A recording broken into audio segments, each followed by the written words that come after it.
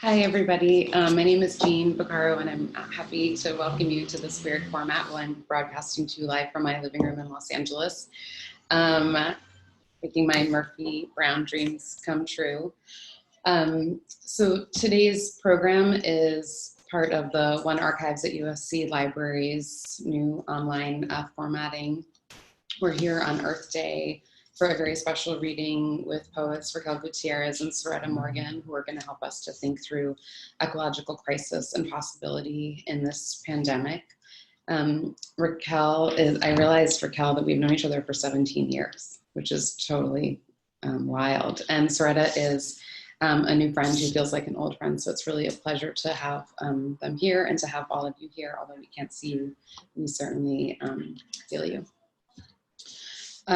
So as we were kind of thinking about how to approach this particular Earth Day and this moment where we're seeing, maybe some of you saw my little memes at the beginning, this idea that the Earth is healing, or all these kind of fantasies of human sovereignty and questions around eco-fascism, we have been sort of confronted with the ongoing dismantling of environmental regulations, of colonial profit, of and the extraction of indigenous land, of the detention of human life, and it's kind of questions around who is disposable, what forms of life are disposable. So I was really excited to have a chance to think with Raquel and Saretta and for them to share their work with us today. I invite you to find them wherever else you may be able to. I'm gonna introduce them both now, and then Raquel is gonna read and Saretta is gonna read. And for anybody who would like to chat with us or ask a question, you may do so in the chat, and we will come back after the reading and talk with you however best we can here. So Raquel Gutierrez was born and raised in Los Angeles and currently lives in Tucson, Arizona, where they just completed 2 MFAs in poetry and nonfiction from the University of Arizona. Raquel is a 2017 recipient of the Creative Capital Andy Warhol Foundation Arts Writers Grant. And Raquel also runs the Tiny Press Econotextual Objects, established in 2014, which publishes intimate works by QTPOC poets. Raquel's first book of prose, Brown Neon, will be published by Coffee House Press in the spring of 2021. And Saretta Morgan is a writer and artist. She lives in Phoenix, Arizona, where she teaches creative writing at Arizona State University and contributes to the humanitarian efforts of No More Deaths Phoenix. She's the author of the chapbooks Room for a Counter Interior and Feeling Upon Arrival. Currently, her work addresses Black migration to the United States Southwest and its relationship to contemporary migration and border politics. Saretta holds degrees in writing from Columbia University and Pratt Institute. She is at work on Alt Nature, her first full-length collection. And with that, I am going to turn it over to Raquel. All right. Thank you so much, Jean. And so nice to see or to sense so many friends in the collective ethers. So I'm going to share my screen and begin with a lyrical piece, section from an essay called Do Migrants Dream of Blue Barrels? And this is an homage to No More Deaths in Tucson. Let's see.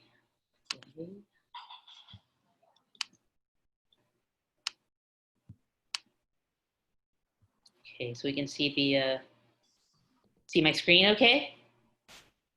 Fantastic. Do migrants dream of healing elixirs, photosynthesized with the cancerous UV rays of the sun? Do they spot the plastic gallon bottles situated at the base of yocotillos that obscure vultures and other carrion birds perched in wait? I go to Arivaca for lunch with A one late winter day. A is a good friend of mine who works with No More Deaths. Another gender weirdo who's been this close to being charged with a felony for transport of migrants.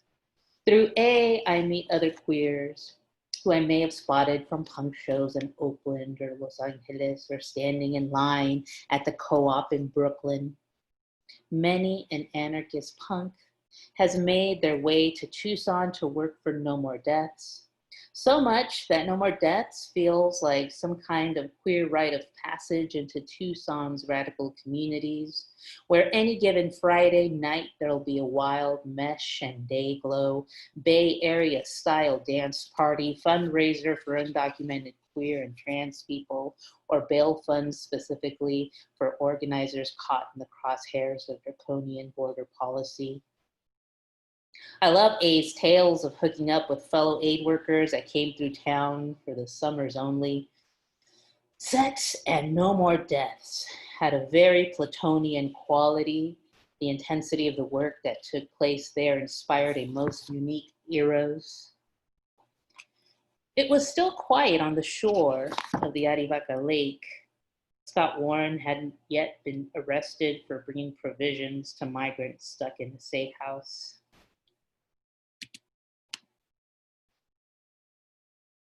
When A and I stop at La Gitana Cantina for a quick, cold beer. No More Deaths was a necessary revolution, much to the chagrin of Arizona's conservatives. What was the alternative to letting people die in the desert? A picks me up in their dusty decade-old dual-cab Toyota two-door truck. We stop at the co-op in Tucson for olives, anchovies, crackers, and kombucha before jumping onto the highway and through the mountain roads that spit us out 3 miles from the border itself. The town is Wild West tiny, with a general store and a saloon jumping colorfully into my sightline. It's too early for a round at La Gitana Cantina, but that doesn't stop the parking lot from being packed at 11 a.m. A parks in front of the Arivaca Humanitarian Aid Office to introduce me to the aid worker, whose name remains anonymous, who welcomes me in and speaks to me in a familiar Spanish, narrating a day in the life that feels absurd after seeing every other car be a border patrol truck and wondering who might be eyeballing A. I buy a t-shirt and take a few photos of the people helping people border zone murals that portray a Disney-esque pastoral landscape with desert wildlife, hiding behind traffic cones and stop signs.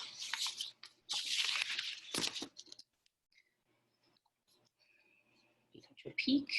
And so thinking about our time together here in the Zoom room, Earth Day, and thinking about the mode of relational connection via Zoom. I'm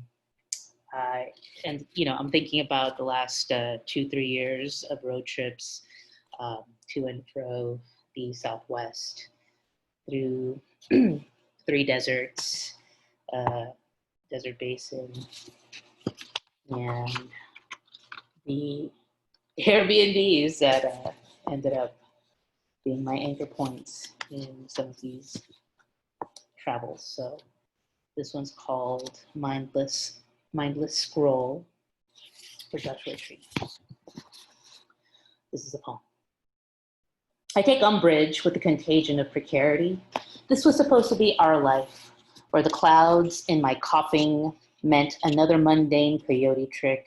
Now magic panic's new dogma, a star-crossed pattern, hatched in shambles across an unaffordable sky. Hovering above every winter desert getaway lies a minimalism to accrue insulin and sell it back to the yellow, white, red, and black. Every 4 directions, got an Airbnb for you and me. I hot tub under the Geminids.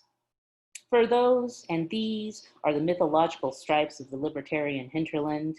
Joshua Tree, hashtag, large white framing captures a flag. I get the dopamine back upon waking, a Uranus opposition. I am the desert excess in found object austerity. I refuse door to door to wish away the poor. Here self-deception believes the lie. Here the moon song dream stutter washes over jumbo rocks until it disappears. Lips wrapped around me as a sun rocket cheers. Inside another paranoia, pale blue pyre. Here come the ancient good times where I get pulled over. A passport and over-harvested sage bundle sends me on my way. You probably think Old Woman Springs Road is about you, The cool new lack, the acceptable poppers shake the tree, the paycheck to payback, the aging hipster economy invite me to parties and let me quarantine against manifest destiny's child. I might cut this pack of tricksters when they try to take my dog and call it divination for the settler state.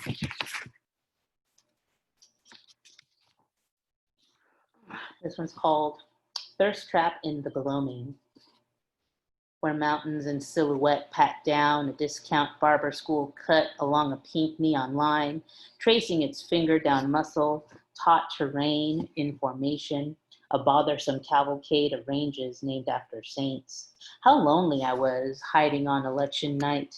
The darker it gets outside and the interior is closing in on me. Tomorrow, an unknown internment.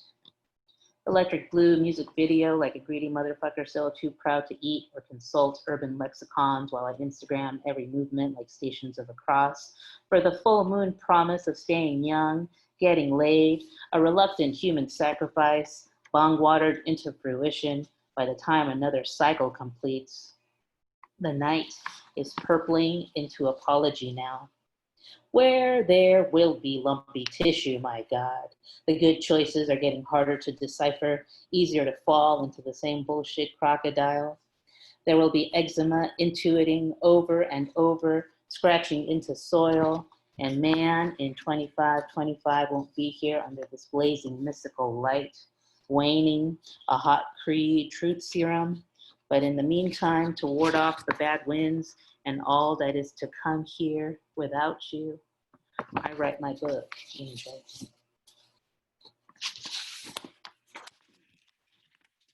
It's called Puro Deseo. I want to be lit. I want to stay humble. But I'm a mountain afraid to lose its place in the landscape. I want to give these lands back, but I don't know how. Inhale comfort into these contested terrains, answer for a question unimaginable. I had a dream that Jose Munoz showed up wearing a wine town plaid sky, a blue windbreaker, hides a smiling bulldog, silver-lined alebrije, who waits alongside the rest of me to see how the light falls over this tenuous hold of Aslan. Is this how you imagine him? I wonder, as he tells me, looking up at Picacho Peak. You should always be with the people you love the most. I wake and want to be moved towards you suddenly, a social evolution, a maturity is offering, a needle falls off a cholla as an ocotillo passes judgment in this tiny desert town. Wild these trails where I temper a performative nature, I move like a 45 record to groove, slither the erasures I'm responsible for in these discursive fantasies, the pages dog-eared, well-worn and masculine. I want to give these lands back, but I don't know how.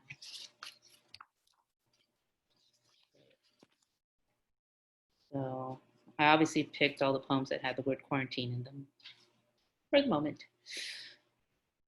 This one's called Corona. And this is not a new poem. I wrote this a couple years ago. This is not a new poem, Corona. And then there's the drive back to Tucson just before Picacho heralds the last remaining 40 miles to my bedroom. Here in the desert, the sand blows. It blows by quicker than 40 days of glory. Nothing is going to stop me from making it home this time, except a message from a friend who marked his illness with a tattoo on his neck, a cancer down in the valley where no one can see unless he pulls his collar eastward in time for a sun rising, like anyone can beat back disease. There are other ways to put yourself in quarantine, a fallow field, a miserable wind, and an even worse winter. The red kiss emojis find me when I need them out the window. The changing asks no one for permission. The film strip runs as fast as my foot on the gas pedal allows it to. And in time to welcome the night, it tempers my longing for a sun refusing to take off her crown for me. And this was when I would take road trips. Look how happy I was. Look how soft my skin looked. Look how dewy and young and possible. Thank you, everyone.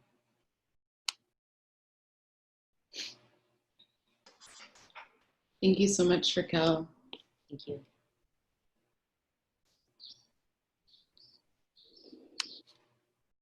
I'm going to find Saretta.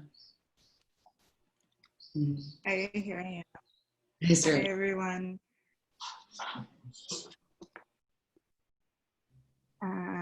So I'm gonna read some poems. I'm also gonna share some images. So I'm gonna put up a screen share as well. Just a minute.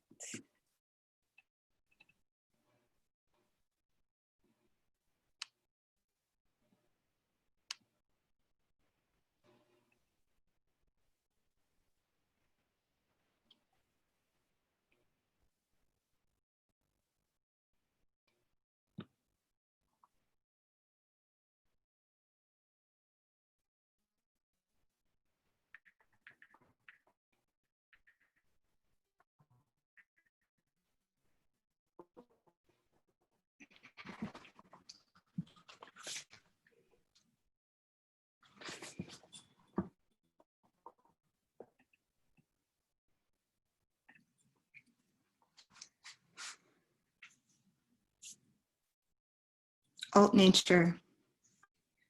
The oldest public record of Black death in the state of Arizona regards an NA loss to exposure. His skin then found in dry orchards on saguaro-picked state of being exposed to contact with something else, even when making very little noise. The brutality of thick air and money, mythos and disgust for what is fleshy yet unuseful, of the raw materials necessary to maintain life, which may be commodified. Water distinguishes itself through ease of portability. This is true, though on a clear day, it runs easily from one's hand. Along the edge of Pinal County, migrants discard what they no longer need and what might identify them as such. Shoes, the texture of sea anemones, black bottles to hold water without reflecting light. Someone placed a child's weathered skull at the base of a cairn in order to be seen.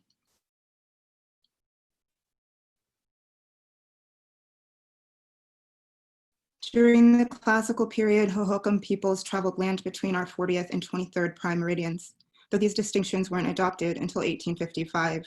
Between what is Utah and Mexico, their trailheads thread what has been expelled from the current moment through language. Change Hoya fruit and fall. The soil softens, saturated according to rain. A moment extends as far as allowed, as does a story or a river undammed. Each day, the earth begins in England and crawls its shadow west, a term used to color forms and people, even in the dead of morning, as chests warm underwater before facing light.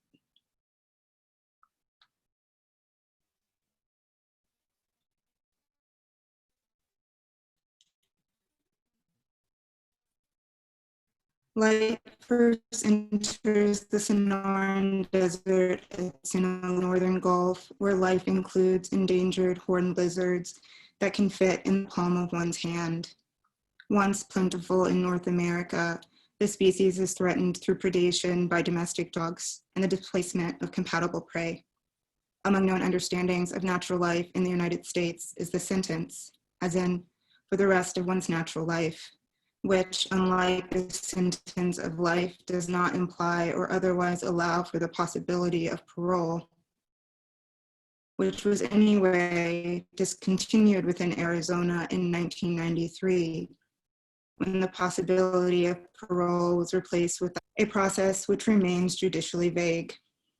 Today, due to imprecise and/or language during hearings that occurred after 1994, hundreds of people serve time toward parole hearings exist. Insofar as a sentence is a set of words complete itself, every sentence holds its conclusion, its unique termination of a period of time. Soft purple signals the end of night in southern Arizona, against which cliffed mountains silhouette into view. Tree frogs retreat in the depths of winter.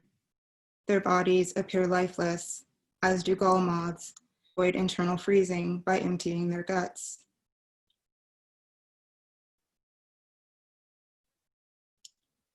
Passed on May 2nd, House Bill 2570, establishment of a committee to address the decades-long epidemic of missing and murdered Indigenous women in the state of Arizona. Among the many Indigenous women overlooking the Senate floor, Debbie Nez-Manuel stood alongside her daughters holding a photo of her mom gone missing in 1973. Debbie was 3, a child in Clagato, Arizona. Its caretakers, the land is known as Liito, water underneath. Her home built over a map of silent streams, the namesake still full of dark water, though in disrepair. The rest flow at geologic time in and out of view. Ability to enact time as a verb rests on particular understandings of the noun, the flesh and rock. Unlike most of the state, some of Navajo Nation does observe daylight savings. In 1973, the sun fell over and back the roof of St. Anne's Mission, illuminating the rectory and each of its hogans, welcoming light from the east. Francis Sinage was found and buried that same year. At the height of the San Francisco mountains, there are years when the environment doesn't see water, thus rate wagwort and patient earth, yellow boulders forming brittle mats. Bristlecone, our oldest living relatives, molded by ice, their branches disfigure each morning's sky. At the lower slopes, recycled sewage blasts onto the mountain face. Treated with bacteria and ultraviolet light, a palmful is almost drinkable. Sweet, pleasant for skiing. Untested for flushed medications, though if present, their concentrations would be triflingly low. Schedule for autoimmune support, menstrual relief, enzyme disruptors can change the character of an herb. In Lockett Meadow, aspen root, where over 200,000 years ago, eruption blew out from the volcano's side. Rodilio rodanta, cluster along tundra. The faithful congregate regardless. In what water doesn't take, time concentrates, which is foundational to dendrochronology, to trace variations on the fibers and rings. Lonely, the pearl-shelled interiors of marine gastropods erode in volcanic cones, 500 miles from the sea. If there was a question with regard to desecration, the abalone longing in their silken way.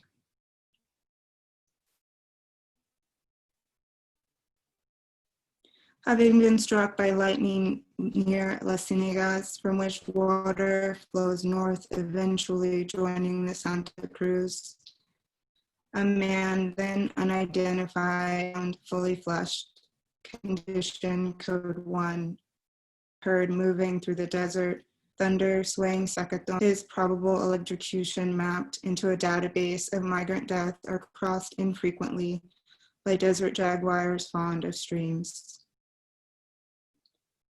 At 51 feet below surface, shallow, yet enough to support vast riparian species.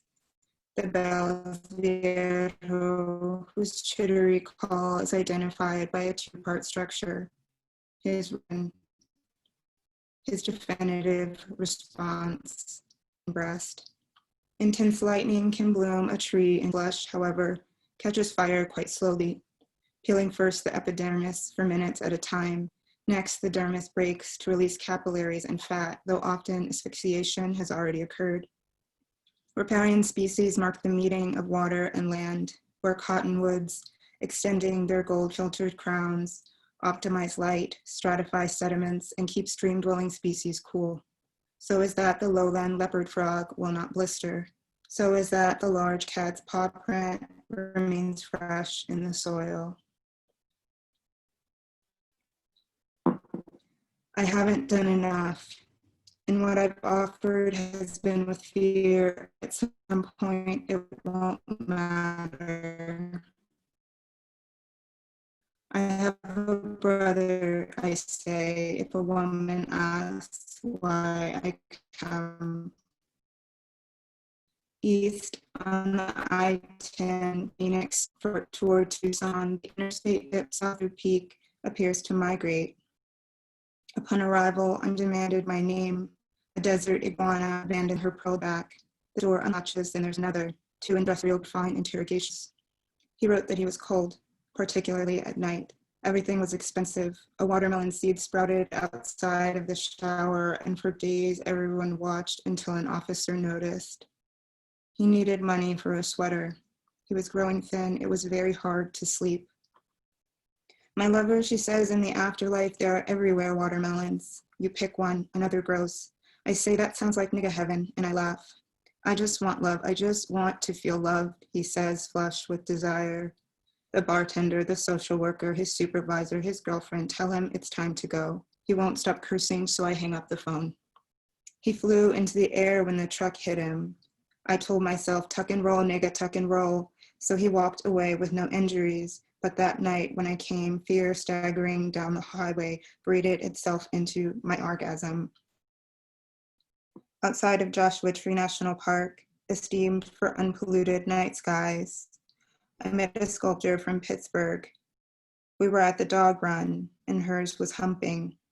She remarked that everything in this desert was dead or being hunted. After several minutes, which can be months really in dog park years, I offered that the inability to recognize life outside of the scale and terms with which one is accustomed is a serious problem in this country. And the call. One medicine helped him to mania, which is the problem with misdiagnoses, which is the problem with incompetence and general disregard.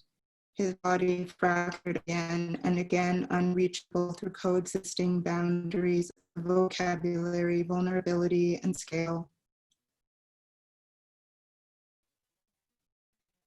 My refusal to regard is a measure of defense and requires constant attention, slip under our bushes in through the brood picked off one by one or two. The shelter provided to those who demonstrate signs of there's a name with that which is provided to those who can demonstrate relevant and imminent threat, depending on the country. Welcome to this country, he said, my brother. I can't touch the vantage from which he offers these introductions, though I imagine a light that visits free living animals as they sleep, budding nocturnes and fresh turned smell. Thank you.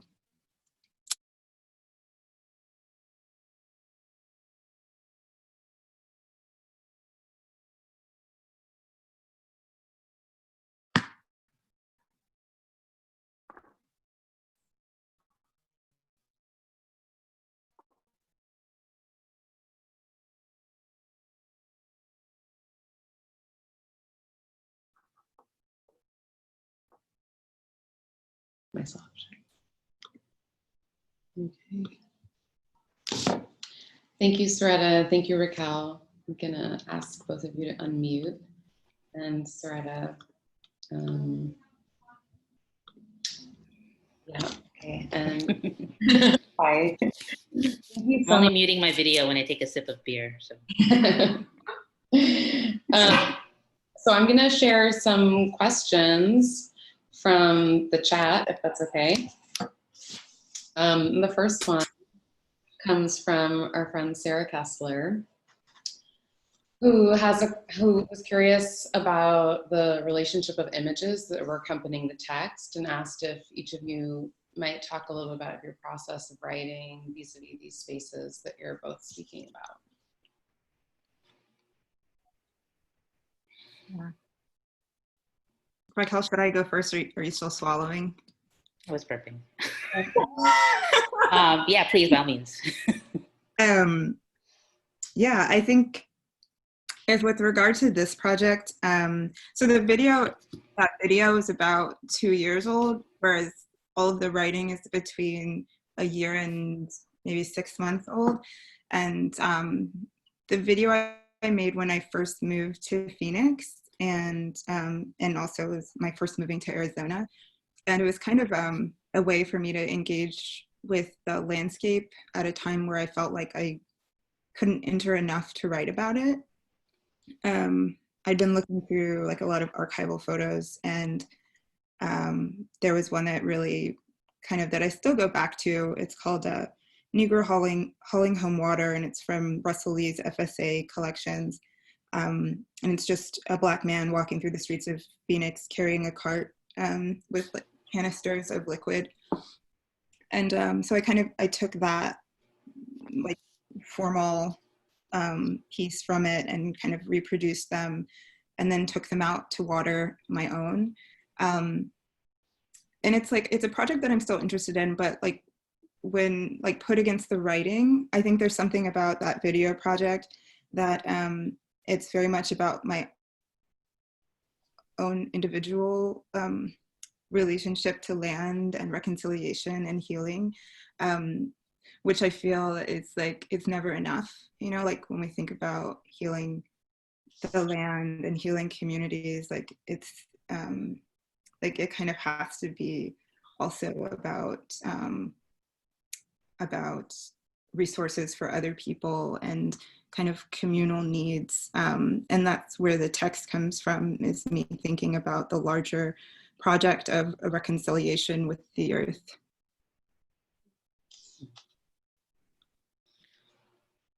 I've been teaching this queer aesthetics class, and which has been an opportunity to introduce the documentary Wildness by Wu Sang to my students, who, the documentary came out in 2012, and it is a document to the year in the life of an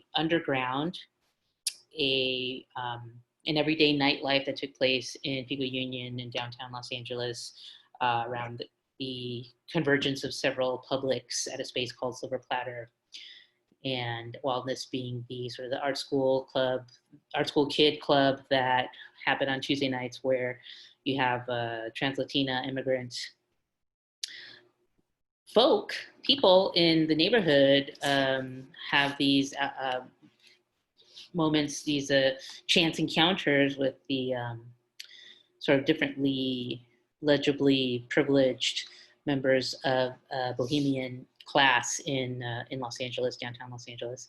And so watching that film has also invited us to listen to lectures by Jose Munoz and writings by Jose Munoz on the documentary Wildness, which was one of his last readings, very critical readings of queer cultural production. And so listening to the oral lecture, there was a moment where Jose rehearses this idea of the commons emerging in the space of nature.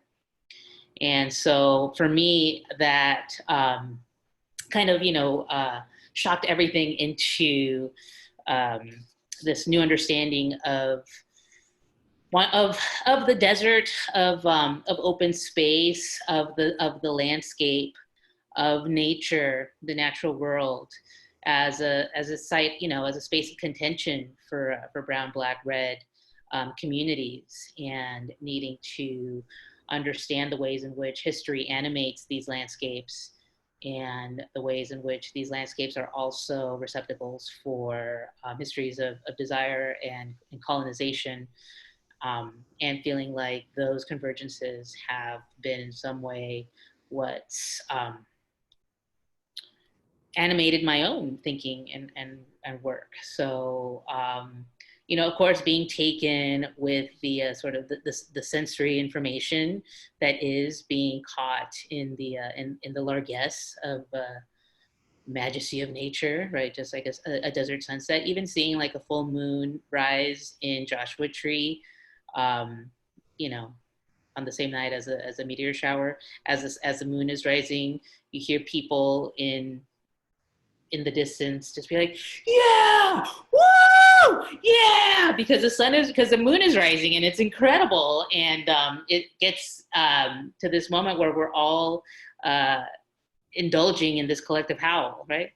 Anyway, so feeling like my work is, a convergence around that.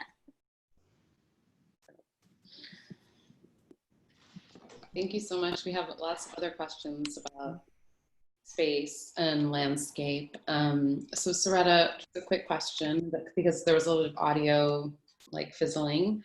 We missed the first recorded Black Death in Arizona. Oh, it's His name? the record is, the person doesn't have a name, they're unidentified, but the cause of death is exposure. Mm.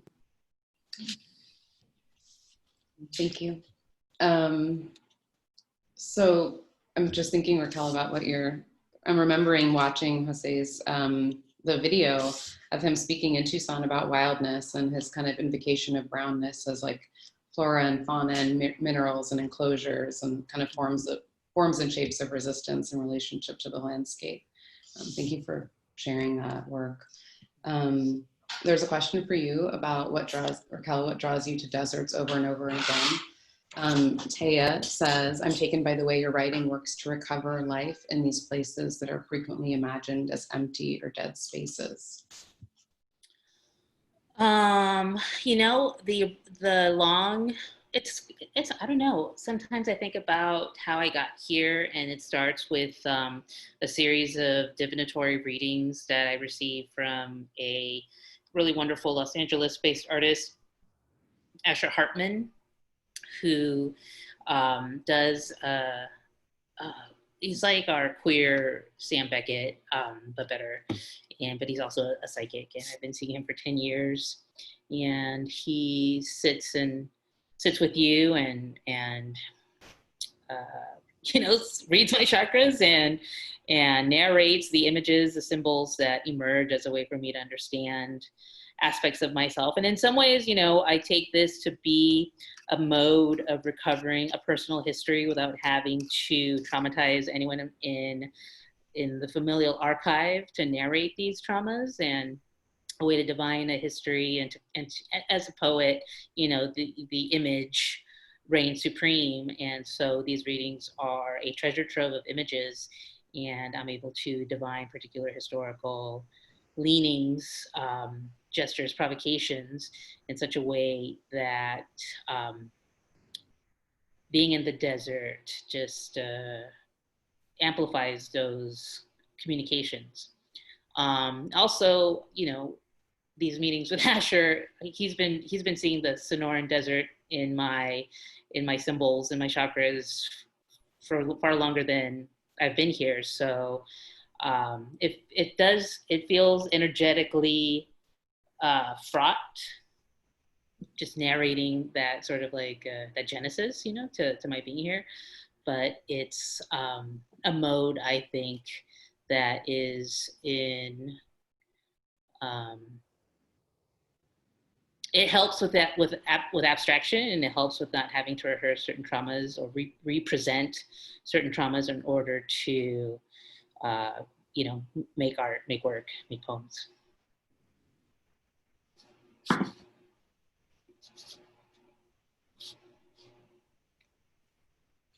Thank you. Thank you. I'm going to share a couple more questions, and if you want, a lot of them are obviously kind of interested in questions of location and place. Of course, absolutely. And of course, we could tell Raquel before everyone joined us, we were talking about it being a full moon in Taurus tonight, so we could. It's a new moon. New moon. So we could do a bit of, talking about that. Yeah. Well, I'm definitely going to light my trabajo candle, and because the new moon in Taurus rules the tangible, the embodied, and nothing's more tangibly embodied than labor and the laboring body. So my trabajo candle is for those who work, the workers, and it's also an interesting kind of convergence of heavenly bodies. There's if you follow astrology, there's some powerful squares happening in the sky. And so I think the biggest rumble happening gift to Earth Day is that crude oil has lost its value. So if we could figure out a way to return it. And, and that's also, some of the things that like come to the fore in living in Southern Arizona is just the extractive capital and extractive economies. And I think the biggest allure that people have to choose on is the Gem Expo that happens once a year, where, there's a Gem Expo in Munich, Germany, and in Tucson, Arizona, where, mining impresarios come and like sell gemstones mined in various nefarious ways and sell them to the public. And so you feel like the sinister energies sort of like come to the fore. It's like the Dark Crystal South by Southwest.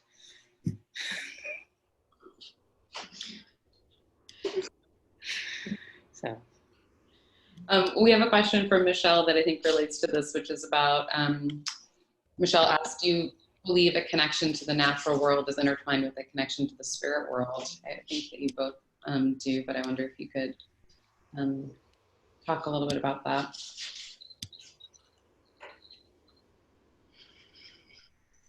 Who are you asking? Sorry, can you say that again, Saretta? Who are you asking? Say that once more. Oh, I just asked, were you asking that to me or to Raquel? I'll ask to you. So there were some questions about the relationship of the natural world to a spirit world, and then also a question about topography imprinting itself in the diction of the work.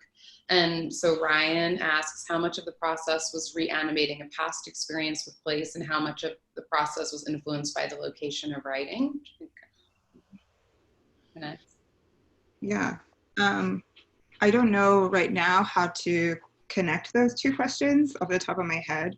The first one, in terms of spirit world and physical world, I think like to go back to the moon cycle, right now I'm like trying to speak with my paternal grandmother who passed away when I was 16, and we have a lot of the same chart. And so like the moons have been kind of like prompts for me to talk to her in different ways. And then also I think in terms of the natural world, I have my own ways of trying to communicate and divine. And I think listening to the natural world has been like an exercise for me to listen to how she might be talking back. So, I'm interested in crystals and pendulums, but she, being a farmer and Pentecostal preacher's wife, is not so interested in those things. And so, for her, I look at the moon, I listen for crickets, I watch fire, and just, so just like trusting that she's there and that these are the tools that she has to speak with me. And now I can't remember the other question, though I remember that it was interesting. It was. It was the question from Ryan, who says, thinking of location and place as the moment of our interaction with geography, I can hear the topography imprint itself in the diction. How much of the process was reanimating a past experience with place, and how much of the process was influenced by the location of writing? Mm-hmm. I often, when I have those moments of recognition in the material world, the unencumbered, non-impacted by modernity world, natural world, there are I think signatures of ancestral signatures that come, and I've taken note, and some of those notes appear in some of my poems. And I often think of those as the ancestral seizure, or to be seized by the ancestral anima, the energy. And so, and I think it's, for me, you know, I've only been in Tucson 3.5 years, it'll be 4 years in August. And I came here for an MFA, and I knew I was going to stay here just because my head quieted down. You know, I just could hear things, listen to things. But I'm from, you know, I'm born and raised in Los Angeles, and up until moving to Tucson, even when I lived in the Bay Area, I was a Los Angeles nationalist, you know, and Angeleño, to my detriment. So, but I've never really received those or been able to capture those ancestral, or be captured by those ancestral seizures until I arrived in Tucson. I don't know why. Yeah. I want to speak to that question about location. I moved to Arizona from New York, and before I moved here, I'd always lived on the East Coast. And, you know, my family's from the American South, and, you know, I grew up in the kind of New York, DC, Virginia, a little bit in Kentucky. And conversations about Blackness are very canonized there, very canonized, and very, the Black Atlantic is kind of central to all of it. And so, like, moving out here, I had to think about like almost like the role of Blackness here and how it manifests and how I manifest it. And like the questions, because of this location, are very different. And so something that I became really interested in was like post Jim Crow, or like post Reconstruction, like towards the end of Jim Crow, like Black people moving to the Southwest, and, you know, at that time when, as a national project, kind of Black people were deciding what it meant to be free and a citizen in the United States. And so, like, how do those questions shift, and those kind of like the structures around them in terms of like churches and farming and land ownership and access to education, you know, how do those questions shift in relationship to the desert here, and, you know, like near the US-Mexico border, and in really, really explicit relationship to indigenous dispossession and extraction, in a way that was, I think, more hidden and is easier to not talk about when people are narrating Black experience on the East Coast.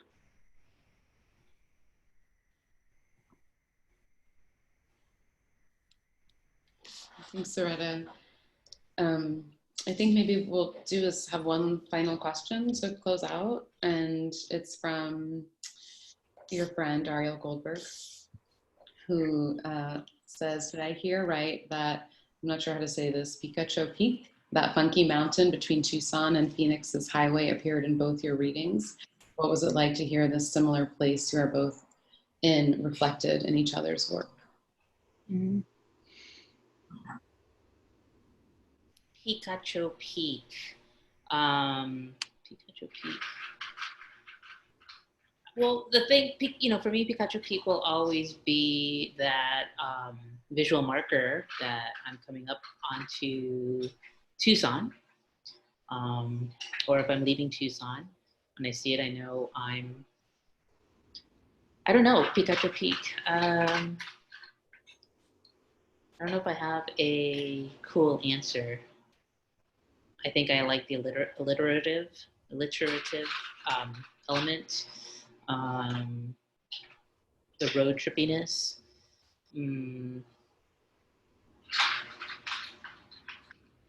I mean, I appreciate Saretta's work as just echoes to Black critical witnessing to Arizona, to Phoenix, which is really distinct from Southern Arizona.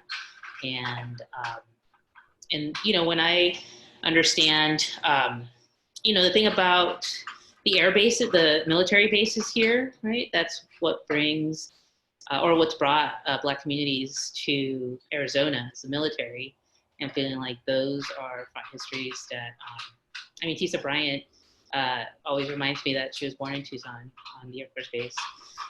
And I always think about, or even just in El Paso, the presence of military, and especially the young Black men who came to a lot of aid during the Walmart shootout.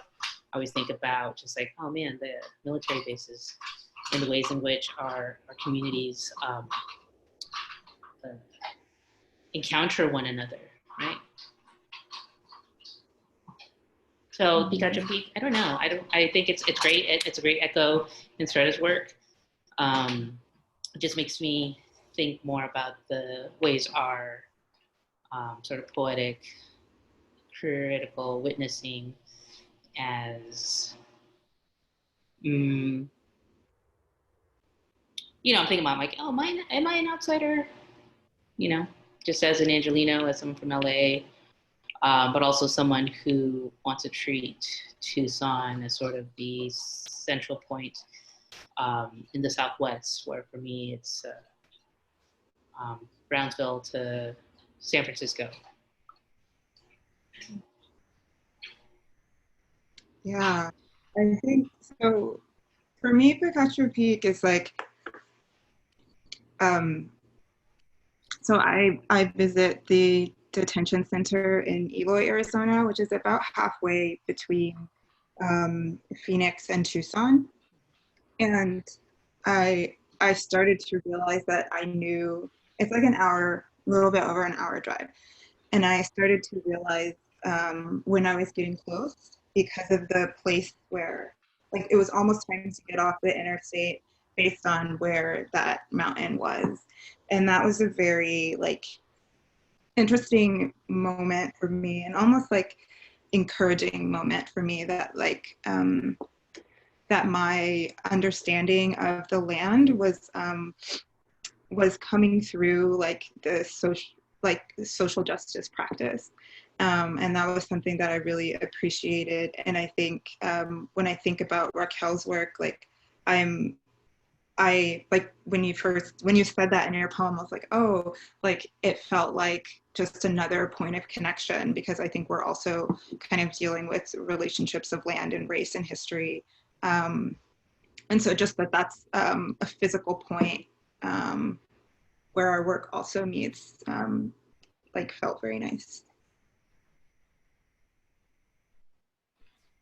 Yeah, it's been really wonderful to have the two of you share your work with us, and to think about the intersections of your thinking and your writing practices and your imaginative practices. And I wonder if we might find a way to share some examples of your work that you read today, and some of the images on this list of people that are, I guess, read on this very platform. Do that.